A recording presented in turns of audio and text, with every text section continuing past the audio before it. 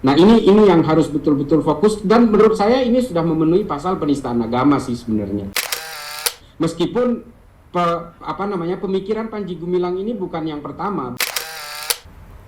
Yang jelas kepolisian pasti akan melakukan konfrontasi pemeriksaan terhadap tersedianya alat bukti ya. Kalau untuk kesesatannya ya, sebetulnya sejak tahun 2000 ya itu kesesatannya sudah jelas-jelas. Cuman kan era itu kan belum ada media sosial. Tapi di majalah mereka, di website mereka itu kan jelas kesesatan-kesesatan yang sudah banyak ditulis oleh para peneliti. Direktur Tindak Pidana Umum Bareskrim Polri melakukan tindakan pengumpulan alat bukti. Penyidik akan melengkapi alat bukti kasus penistaan agama pimpinan Pondok Pesantren Al-Zaitun atas kasus Panji Gumilang. Langkah Bareskrim Polri merupakan langkah lanjutan setelah penyidik menaikkan status penanganan kasus Panji Gumilang dari penyelidikan ke tahap penyidikan. Direktur Tindak Pidana Umum Bareskrim Polri juga mengatakan penyidik akan segera melengkapi alat bukti kasus penistaan agama pimpinan Pondok Pesantren Al-Zaitun, Panji Gumilang. Keyakinan itu muncul setelah penyidik memeriksa dari berbagai saksi yang ditentukan, termasuk memeriksa Panji Gumilang sebagai terlapor umum.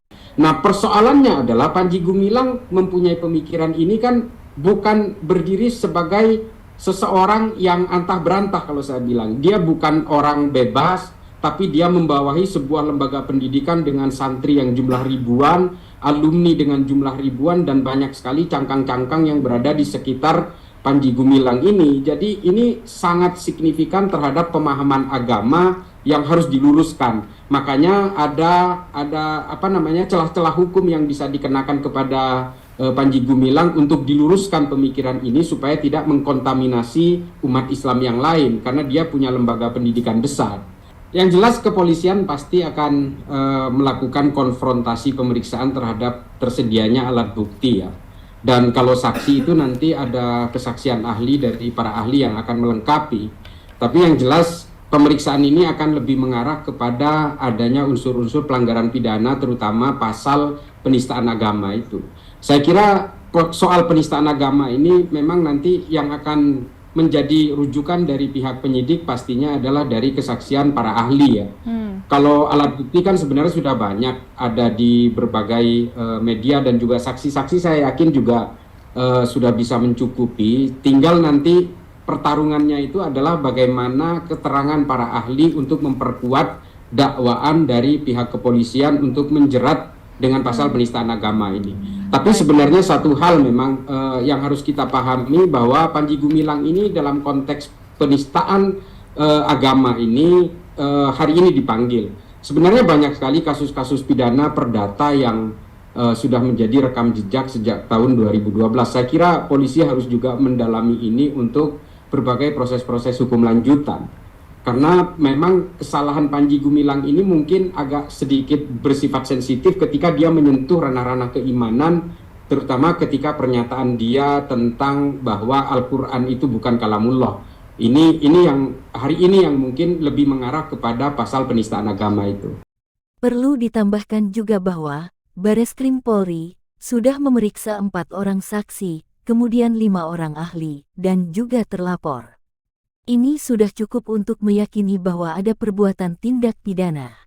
Adapun Panji Gumilang dilaporkan atas dugaan penistaan agama oleh Ketua Forum Advokat Pembela Pancasila dan juga banyak pelapor yang lainnya.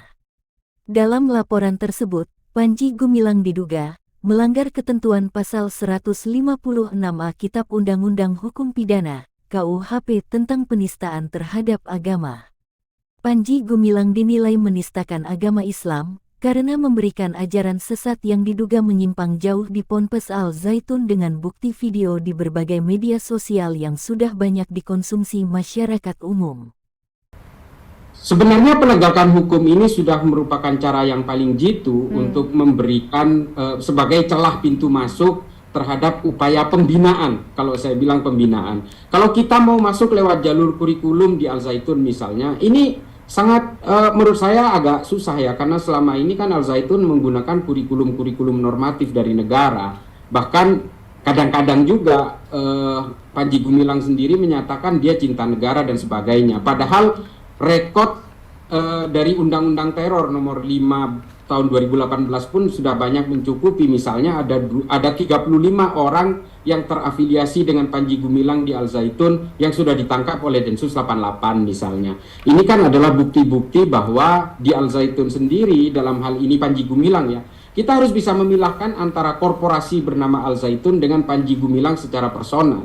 Karena Panji Gumilang ini juga membawa orang-orang luar ke dalam Al Zaitun dan mengatasnamakan Al Zaitun. Ini yang menjadi masalah. Dan orang-orang yang ditangkap oleh Densus 88 selama ini adalah orang-orang luar yang dibawa ke dalam Al Zaitun sebagai tempat proteksi untuk mereka sebenarnya.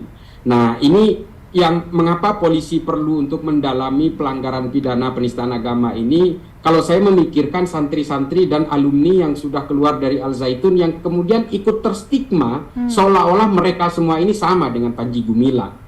Ya, saya kira jelas ini celah negara untuk masuk. Saya mengistilahkan negara ya, karena nantinya kalau saya berharap Al Zaitun ini bisa di take over oleh negara atas pelanggaran-pelanggaran yang dilakukan oleh Panji Gumilang ini, sehingga negara punya alasan kuat untuk bisa mengambil alih Al Zaitun untuk tetap diluruskan sesuai dengan lembaga pendidikan secara normatif seperti pondok-pondok pesantren yang lain seperti Gontor, seperti Lirboyo, Tambak Beras, Tebu Ireng dan sebagainya, yang bisa menciptakan santri-santri yang tetap berkeimanan Islam yang berlaku selama ini secara konvensional.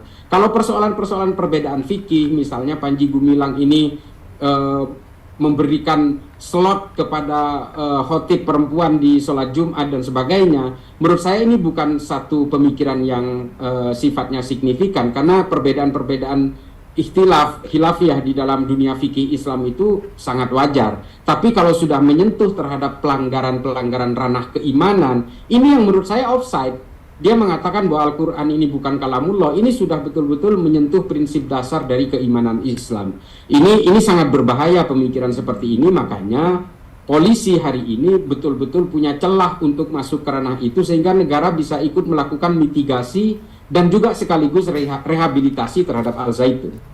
Betul, penegakan hukum bagaimanapun adalah sikap negara untuk menegakkan hukum secara koersif, yang nantinya kita berharap akan ada tindakan-tindakan preventif maupun preemptif selanjutnya, sehingga Al Zaitun betul-betul clear dari pemikiran-pemikiran yang seperti ini. Kalau tanpa penegakan hukum, saya kira negara tidak bisa ikut campur tangan dengan terhadap pemikiran-pemikiran liar dari seorang Panji Gumilang.